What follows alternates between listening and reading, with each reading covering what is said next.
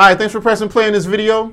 We're here to talk about stamina and how you can improve it as a trumpet player. I have a question that came to me in my email, and this is what it says. I'm a comeback player having not put air through the horn for 15 years, and they're looking for help. I have some tips I'm going to share with you right now. Press like when I get to the one that you're going to use. The first thing I like to tell you is that the answer to your problem is actually in your question. You're saying that you have not put air through the horn for 15 years, and that's actually what you have to do to solve your problem, put air through the horn. So listen, we play wind instruments. If you're a trumpet player or a tuba player or a clarinet player, flute player, you play a wind instrument. You need wind to make your best sound and to get the best results. This is what I'm going to have you do. Practice in front of a mirror and focus on only putting air through the lead pipe. That's it. Before you get to the lead pipe, use your mouthpiece. And I say go to the mirror so that you can make sure that you look the way you should here in your embouchure. And then get set and just blow air.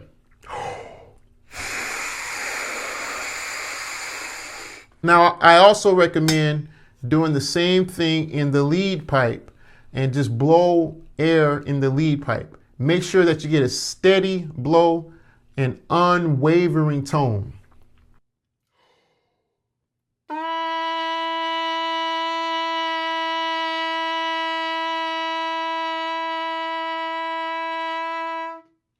Do that for about 7 minutes.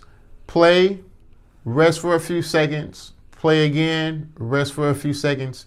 Just do that pattern for about 7 minutes.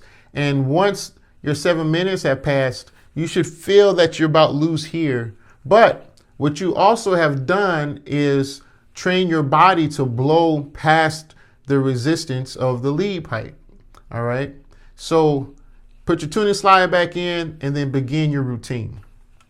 Now I want to take the time out here to say this. Lone tones and lip slurs are what help every brass player to become great. If you're an amateur or you're a professional, you still need to practice lone tones and lip slurs. And so to help you through your problem, that's all I'm really going to suggest. Go to the lead pipe, then go to your lone tones, all right?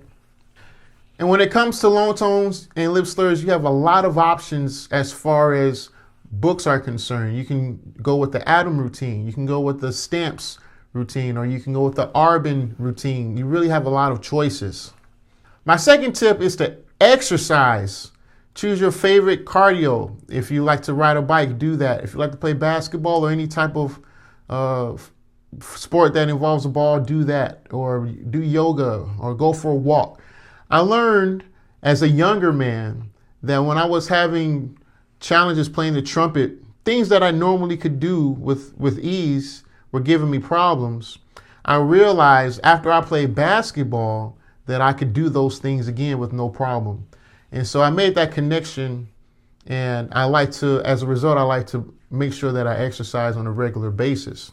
So if you're having trouble with your stamina, then go ahead and make sure that you get your exercise in. Now, stamina has to do with the amount of wind you're putting in the horn, but it also has to do with the strength in your embouchure as well.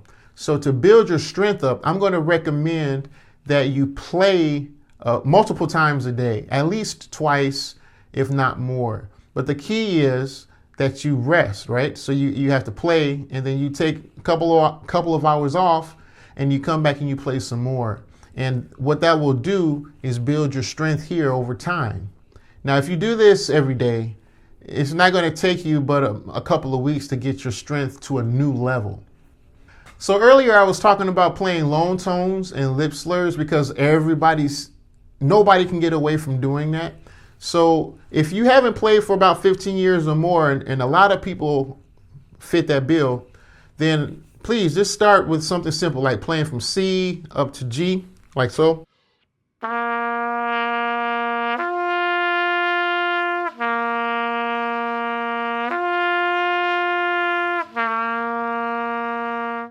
That's it. You just do that over and over, go through the positions. And if that's easy for you, then you can add a challenge for yourself by either going higher and or Going faster, click that metronome up a few notches. Do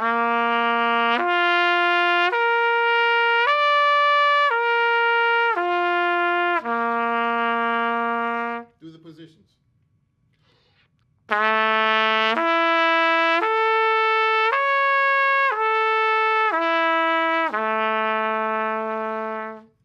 Now here's the thing.